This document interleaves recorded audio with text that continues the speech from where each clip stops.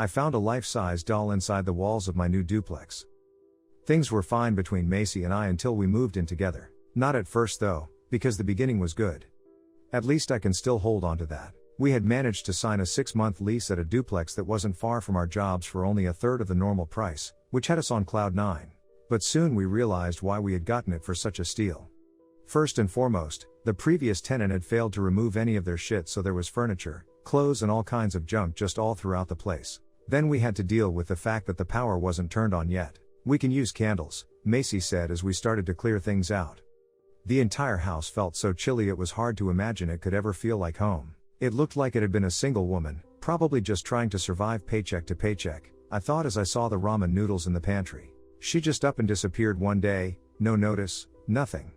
"You can do whatever you want with her shit, and the stuff you don't want, trash it," the landlord told us. Once some of the furniture was out of the way, I used my phone as a flashlight to start taking down her family portraits and pulling nails from the walls. Her life looked like that of a typical goth girl, trying to juggle social life with responsibility.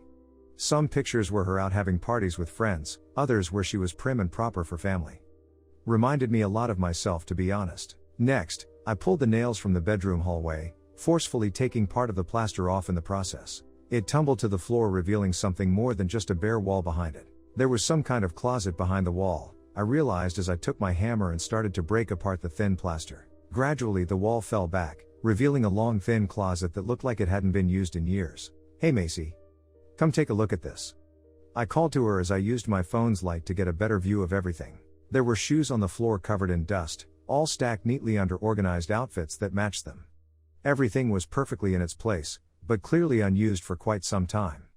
I pushed the hangers aside to see what else was back there. I kicked something on the floor and it rolled behind the long coats, forcing me to look down as I slid them aside. Then I saw its feet. And I screamed. My flashlight traveled up the length of the body, a strange and eerie feeling rushing up and down my spine as I realized it was a doll that was about my height. It had pale plastic skin and bright blue eyes, blonde hair and an hourglass figure. It looked like a life-size Barbie doll. As soon as I screamed, I heard a loud knocking on the other side of the wall and a man's voice. I said, "Keep it down." I rushed out of the hidden closet, my heart pounding out my chest as I ran smack into Macy. "Hey, I heard you in here. What's going on?" she asked. Then there was a knock at the door. Loud and repetitive. Frustrated. "Hold that thought," she said, grabbing a candle, and we went to the den together, my nerves still jittery after what I had seen. Unlatching the door just slightly enough to peek out, we found ourselves staring at a buff middle-aged man that was covered head to toe in tattoos with crumbs in his facial hair and bags under his eyes. "You two new?" he snapped. "Just moved in," Macy answered. I could tell the strain in her voice meant she was trying to be cordial. "Listen, I work nights, so next time you start banging shit around, I swear that I will come over here and slam my fist into your face. You copy?" Macy's eyes flashed rage. "Look, you son of a," I grabbed her arm and shoved her back, smiling politely through gritted teeth. "What my partner is trying to say is, we will keep that in mind." "Sorry." He wiped snot from his nose and huffed off as I latched the door back and breathed a sigh of relief. Macy gave me a glare. What the hell was that? I could have handled that guy. "And came out with a bloody nose or far worse," I said dryly. "Whatever. So what did you want to show me?" she asked, crossing her arms. I tugged her by the arm, taking her to the hidden alcove I had found. Using her smartphone to light the way, Macy gingerly stepped through the hideaway hole into the shadowy closet. A few more feet and she was right in front of the doll. Immediately she jumped back. "Holy shit. You could have warned me. What the hell do you think it is?" I asked nervously. "How should I fucking know? What I do know is we are gonna get it out of here," she replied as she put her down and wrapped her arms around the huge doll. "Jesus Christ, this thing is heavy," Macy complained. I tried to help her, but even with our combined strength it would not budge. "Don't throw out your back, you have work tomorrow," I told her. She stepped back, rubbing her muscles sorely and remarking, "I guess we could call my dad. He probably has a dolly that can lift the thing." We went back to the hallway, ducking through the hole again to avoid causing any damage, and as we did I asked, "Is there something we can use too?" "I don't know. Seal up this entrance?" She gave me a teasing look. "Think Chucky will chop you up tonight? Come on, don't make fun. You were scared too." She chuckled a little as we went to the bedroom. You're right. But the look on your face is still priceless," she said as we pushed one of our bookshelves into the hall. Once in place, I felt a little more at ease. Little did I know, the feeling wouldn't last long. We spent the rest of the afternoon getting as much moved out as we could. I let Macy take it easy due to her back and did most of the heavy lifting alone. By the time dinner had rolled around, at least 80% of the stuff from the duplex was in the dumpsters. Then Macy surprised me and ordered a pizza, and we cuddled on our small couch and watched Netflix on her phone. "Thanks for having my back today," I said as I snuggled a bit closer. "You mean about the doll or the neighbor?" she asked, ruffling my hair. I smirked, remembering how zealous she had appeared when the brutish man had threatened us. "Both, I guess," I told her, giving her cheek a soft peck. Eventually I fell asleep to the sound of a Seinfeld episode, exhausted and hoping that our problems were just a fluke in our new situation. It was a hope that I wish I could have held on to.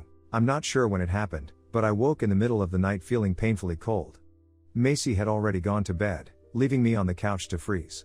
My bare feet touched the tile floor that was equally as chilly, and I walked over to the hallway to check the temperature. "We need to get that power on," I thought to myself as I realized it was too cold to get comfortable. I reached for a candle to light my path to the bedroom, nearly jumping out of my skin when I did.